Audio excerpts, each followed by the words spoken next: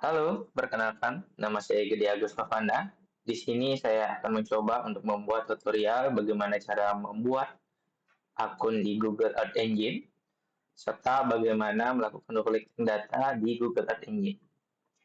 Nah, langkah pertama yang bisa kita lakukan, kita harus memastikan bahwa kita memiliki koneksi internet. Karena Google Earth Engine itu base-nya adalah konektivitas internet. Sehingga selama proses pembuatan akun maupun collecting data di Google Earth Engine, kita harus terkoneksi dengan jaringan internet. Selanjutnya, kita dapat membuka browser kita, lalu mengetik atau mencari laman Google Earth Engine.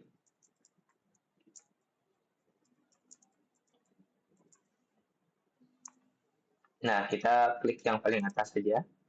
Nah, ketika kalian atau kita sudah memiliki akun Google Earth Engine, sebenarnya kita hanya tinggal mengklik di area platform ini, lalu mengklik kode editor. Nah, ketika kita klik, kita akan langsung ke lembar kerja Google Earth Engine dan kita bisa langsung bekerja. Tapi ketika kita belum memiliki akun, maka kita perlu melakukan pembuatan akun dengan mengklik menu Get Started di bagian pojok kanan atas ini. Maka kita akan diarahkan ke laman Google Cloud, yaitu Earth Engine Default Project. Nah, di sini kita harus melakukan pendaftaran jika belum memiliki akun.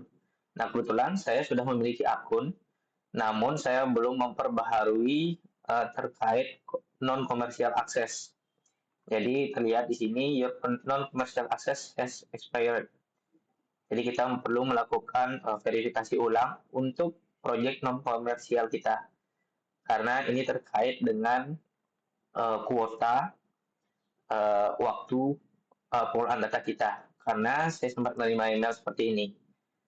Jadi kebijakan Google Earth Engine mulai tanggal 27 April di tahun 2026 yang akan mendatang, proyek non komersial kita akan memiliki kuota bulanan.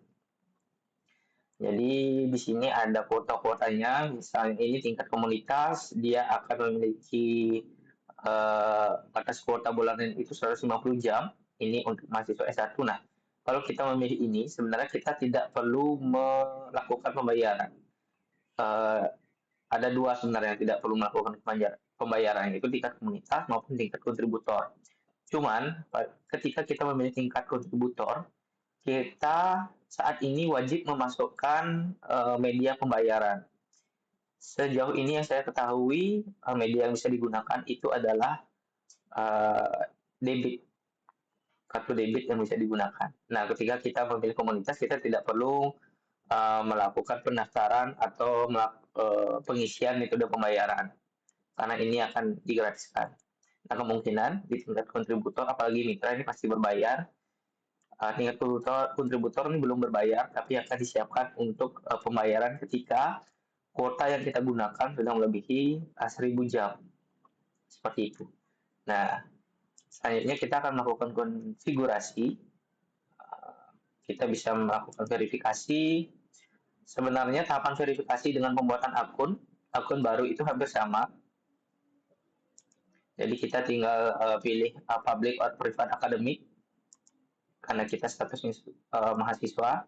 Lalu non komersialnya ini affiliate-nya kita berafiliate ke instansi mana. Lalu ini bisa di ini kita pilih no karena memang kita tidak terbuka untuk pembayaran. Jadi yang kita lakukan sifatnya non komersial. Ini bidang yang ingin diambil scientific research. Ini di bidang marine research meteorologi. Ini contoh saja.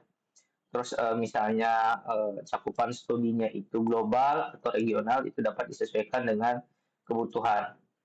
Jadi kalau spesifik regional kita harus memasukkan area spesifiknya. Terus apakah sudah memiliki publikasi terkait Google Earth Engine? Jika sudah, dipilih yang yes, lalu input link publikasinya. Kalau memang belum, pilih no saja, terus checkability. Nah, maka langsung dikonfirmasi bahwa kita eligible untuk non komersial Google Earth Engine. Lalu pilih next, terus choose your plan. Kita mungkin di tingkat community karena seperti ini emailnya, tingkat komunitas. Karena kalau kita memilih di tingkat kontributor, kita nanti harus mengisi ini. Jadi untuk free trial-nya kita harus wajib. Jadi saat ini masih free trial. Jadi mungkin ke depan akan berbayar. Jadi kita pilih community agar tidak berbayar, langsung pilih next.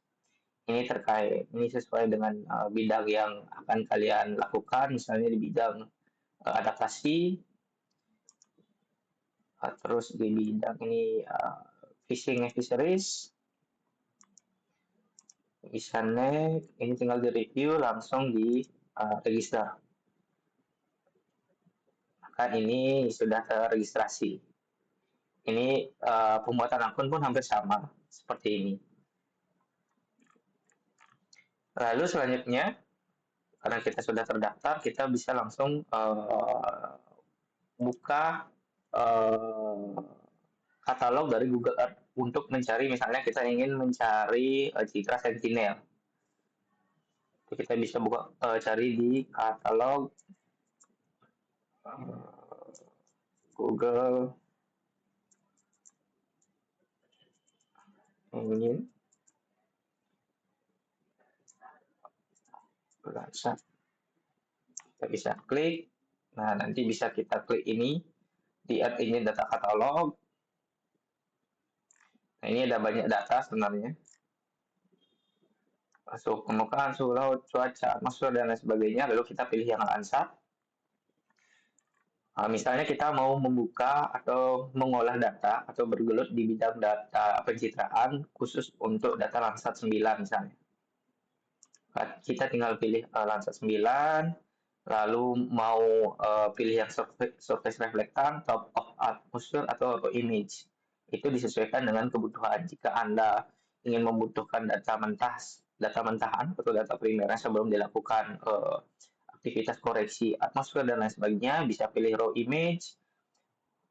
Kalau yang top atmosphere juga bisa, atau yang memang yang sudah produk akhirnya bisa pakai surface reflector.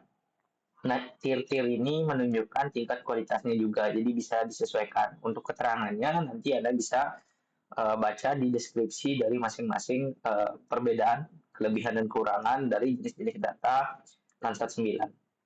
Misal saya menggunakan tier 1. Nah, sebenarnya kita sudah disediakan untuk kode umumnya. Kode umum untuk melakukan collecting data Landsat 9. Jadi setiap data akan ada kode-kode umumnya. Nah, sebelum lanjut ke sana, kita bisa lihat deskripsi dari citranya. Terus ada band-band apa saja yang ada, properties gambar, terus persyaratan pengguna sudah lengkap. Nah, ini ukuran resolusi pixel, resolusi spasialnya, dan lain sebagainya. Ini sudah lengkap deskripsinya. Lalu ini kode atau script. Ini editor kode by JavaScript atau by Python. Ini tergantung kebutuhan atau nyamannya kalian menggunakan script yang bagian mana. Nah, untuk kalau Python ini nanti bisa dikombinasikan menggunakan platform Google Column juga. Jadi disesuaikan dengan kebutuhan dan kemampuan kita. Nah, misalnya kita menggunakan editor kode JavaScript. Jadi kita tinggal buka di kode editor. Nah, nanti akan otomatis terreload kode yang tadi. Jadi sebenarnya ini sudah bisa di-running. Jadi ketika kita running data Landsat-nya, jadi saya jelaskan sedikit, for dataset, ini dataset yang digunakan adalah Landsat 9, CO2, T1, L2. Ini adalah kode dari data citranya. Ini, jadi USGS Landsat 9 level 2, collection 2, tier 1. Ini kode dari pencuplikan Earth Engine-nya, dari Landsat-nya. Ini adalah kode datanya. Jadi data yang digunakan itu ada filter date, jadi data yang ditampilkan itu pada rentang perekaman 1 Januari 2022 sampai 2 Januari 2022. Jadi hanya 1 hari perekaman saja. Lalu ini ada for optional band. Nah, ini FRB ini terkait koreksi-koreksi. Ya. Lalu ada thermal band. Nah, itu kalau Anda ingin lebih tahu deskripsinya, kita bisa melihat di sini. Misalnya, yang bagian ini adalah kodenya SR straight B. SR straight B. B sama STB. STB ini suhu permukaan band. Ya, kurang lebih seperti itu kodenya. Lalu dataset, ini masih pemanggilan. Lalu ini visualisasi. Jadi walaupun semua bandnya sebenarnya sudah ditampilkan, cara mengecek apakah semua bandnya sudah di reload itu dengan memilih submenu inspektor. Lalu kita klik saja sembarang di area yang memang sudah terreload data citranya. Nah, kita akan melihat series-series datanya di setiap band. Kalau kita pilih objek, lalu kita pilih image Landsat, lalu ini ada band, ada 19 elemen. Jadi total ada 19 data citra Landsat dari 19 band yang berbeda. Jadi dari band 1, band 2, band 3, dan seterusnya. Ada 19 data. Nah, ini menunjukkan bahwa semua datanya sudah terreload. Cuman memang pada penampilan, karena kita mengatur file visualisasinya itu hanya band 4, 3, dan 2, dan itu hanya adalah band merah, hijau, dan biru, atau RGB, maka tampilannya adalah true color. Jadi kode untuk true color itu RGB. Nah, data visualisasinya. Nah, ketika misalnya kita ingin spesifik, nah ini kode umumnya, ini akan mereload seluruh dunia. Seluruh rekaman di dunia pada periode 1 Januari sampai 2 Januari. Jadi seperti ini distribusinya kalau di seluruh dunia. Kurang lebih. Nah, ini di layarnya masih reload. Nah, ini. Jadi, ada kemungkinan tidak seluruh dunia bisa terekam dengan baik di periode waktu itu. Misal kita ingin spesifik di wilayah Bali. Di wilayah Bali saja. Maka kita bisa membuat boundaries kita. Misal kita menggunakan tools ini untuk membuat boundaries. Jadi kita matikan dulu layer true color-nya agar tidak mengganggu. Kita bisa membuat misalnya di daerah Bali bagian selatan. Di wilayah Bali bagian selatan dan di Lombok misalnya.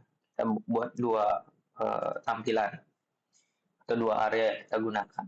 Nah, nanti kita tinggal tambahkan, karena di sini kita belum mengatur pembatasan wilayah, hanya mengatur pembatasan waktu tampilan.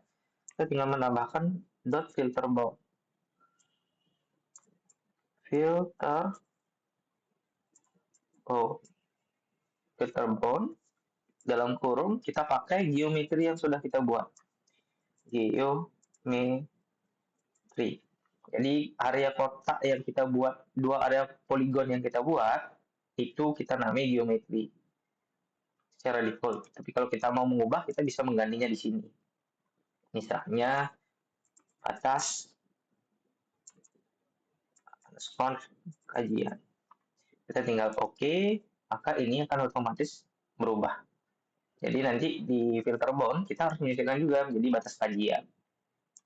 Batas kajian. Nah, tahap selanjutnya kita juga harus membatasi area yang di bawah-bawahnya. Jadi bagian ini kita harus klik juga. Kita harus klik menggunakan batas kajian atau batas wilayah yang sama. Batas underscore kajian. Nah, di dataset kita bisa tetap menggunakan karena kita tidak ada mengubah deskripsi dataset kecuali kita ubah menjadi data set 1, maka di sini kita harus ubah menjadi dataset 1. Tapi kita tidak melakukan perubahan itu, jadi bisa menggunakan yang sudah ada saja. Lalu divisualisasi karena kita memang ingin melihat true color, kita biarkan saja. Karena ini bisa diatur minimum maksimumnya sesuai dengan keinginan kita. Lalu di map center object. Nah, kalau kita lihat, kalau kita running misalnya datanya, dia tetap akan zoom ke area yang tadi karena kita belum mengatur. Nah, ketika kita ingin mengatur zoomnya agar di lokasi yang kita sudah tetapkan batas kajiannya, maka kita harus mengubah titik koordinat ini ke area titik yang memang kita ingin zoom. Tapi kalau kita tidak ingin zoomnya menggunakan titik, tapi menggunakan uh, area, kita bisa mengganti perintahnya menjadi map.center_object.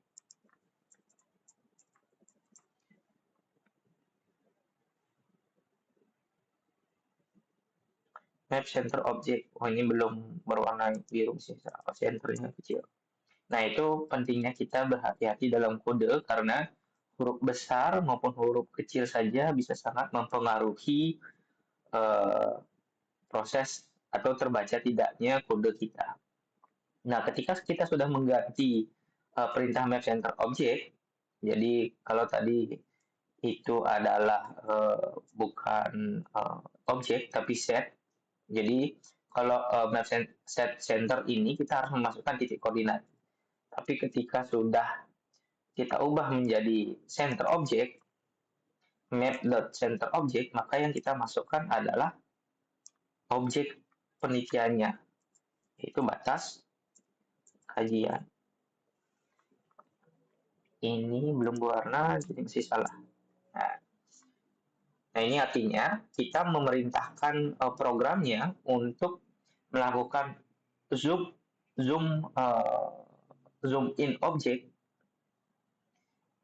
di area batas kajian sebesar 8 pembesaran. Seperti itu. Terus ini map add layer dataset. Nah, ini untuk memanggil dataset yang kita inginkan ke base map ini, ke area ini. Nah, setelah program kodenya selesai, kita tinggal klik running saja. Nah, ini masih ada warna merahnya karena geometri di bagian ini. Toolsnya masih saya nyalakan. Nah, jika ingin dihilangkan, tinggal diklik saja. Nah, misalnya ini banyak tutupan awan ternyata di periode pertama itu. Nanti kita bisa ubah-ubah saja periode waktu perkamanya. Misalnya di periode, karena dia kita lihat periode perkamanya itu berisi 5 band.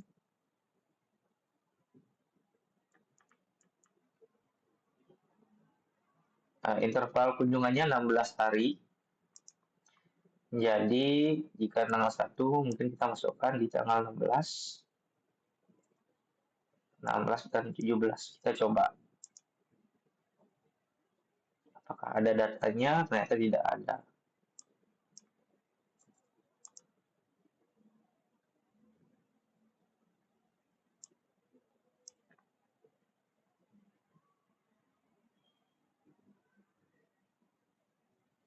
Oh, ini masih salah. Jalan.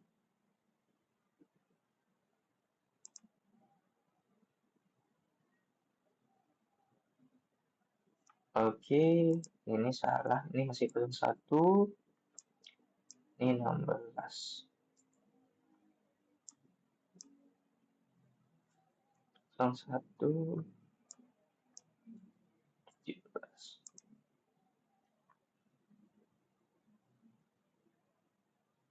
Oke, jadi format penulisan periode tanggalnya itu mulai dari tahun, bulan, dan tanggal ternyata. 15 sekitaran.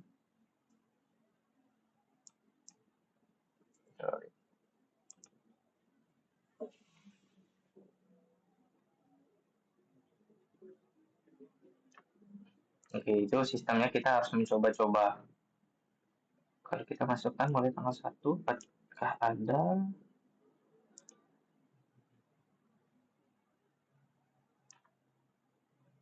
Oke, ada, tapi masih tertutup awan.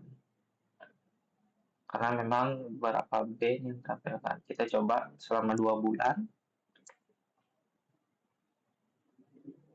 Terus kita tambahkan di sini, kita coba dot media. Ini iya, apakah dia mau? Oh, maaf, dot medianya itu seharusnya di sini.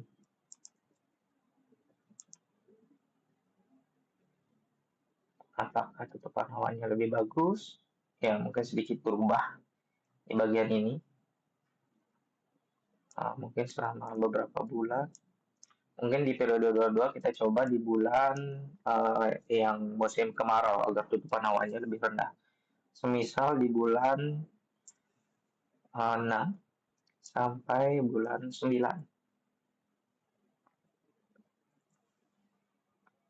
Ini di tanggal 30.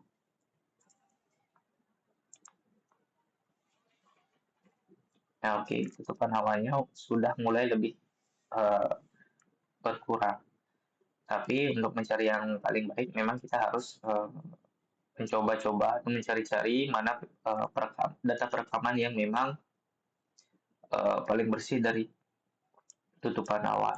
Nah, ini video tutorial singkat bagaimana membuat akun Google Earth Engine, lalu bagaimana melakukan collecting data citra Landsat. Ini baru hanya pemanggilan atau belum sampai mendownload atau mengolah tingkat lanjut seperti analisis indeks atau lain sebagainya. Ini baru sampai di collecting data, lalu pengaturan tampilan visualisasi di base map, lalu melakukan center object atau zoom in ke area kajian kita dan menampilkan visual citra yang kita inginkan di layar base map. Nah, itu lalu ketika kita ingin menyimpan dari kode yang telah kita buat, kita dapat mengklik ini, save as atau save with description, itu boleh. Ini kita klik yes, lalu kita kasih nama apa, nama kode yang kita inginkan, misalnya pelatihan underscore Landsat 9, lalu kita klik OK. Nah, ini akan di reload di sini, nanti akan otomatis masuk. Nah, ini dia.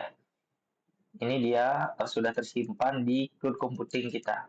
Jadi, saya punya cloud computing namanya Agnolysis. Ini bagian builder. Nah, ini akun saya. Ini akun cloud computing saya. Nah, seperti itu tutorialnya. Terima kasih telah menonton.